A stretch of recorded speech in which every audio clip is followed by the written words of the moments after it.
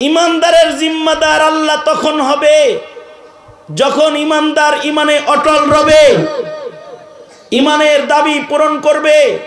সুতরাং এহে ইমানদারের কাফেলা, ইমানের দাবি পূরণ করতে, ইবাদত করতে, বন্দিগি করতে, রমজানের গোলামি করতে, ইমানের দাবি পূরণ করে দাওয়াত ও তাবলীগ করতে, ইমানের দাবি পূরণ করতে যুদ্ধের ময়দানে জিহাদ করে নিজেকে শহীদ করতে প্রস্তুত রাখবেন তো ইনশাআল্লাহ।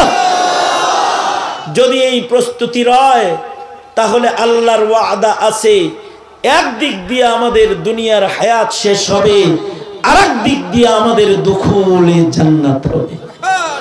আল্লাহ হবে মেজবান, আমরা হব আল্লাহর মেহমান।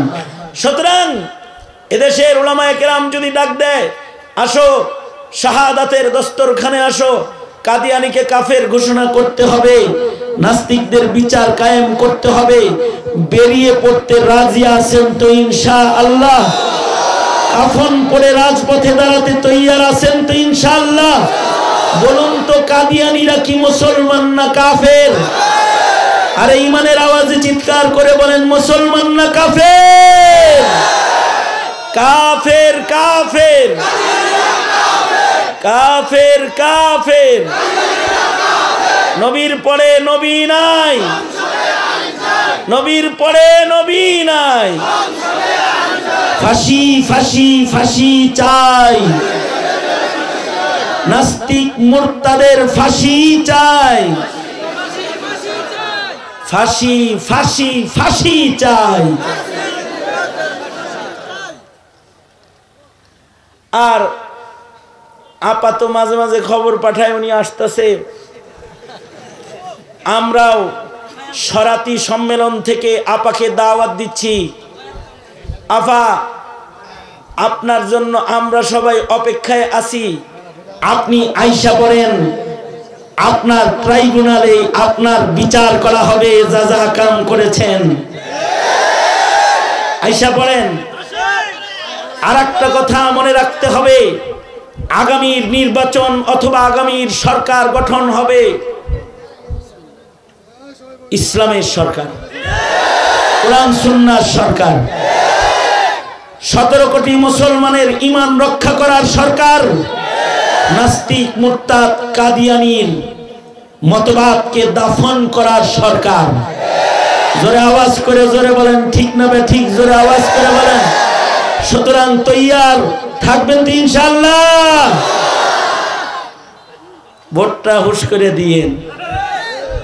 যার এজেন্ডা হবে কাদিয়ানীকে কাফের ঘোষণা করা, যার নির্বাচনী ইশতেহার হবে শিক্ষা সিলেবাসের সংস্কার করা, যার নির্বাচনী ইশতেহার হবে মুসলমানের মাটিতে উলামায়ে দ্বীন,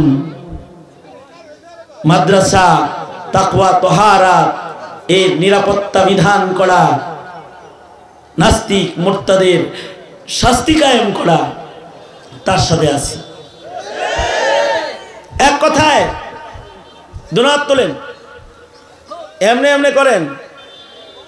যেই তবলিগে আলেম ওলামা নাই, হয় নাই, জোরে আওয়াজ করে বলবেন, সেই তবলিগে আমরা নাই।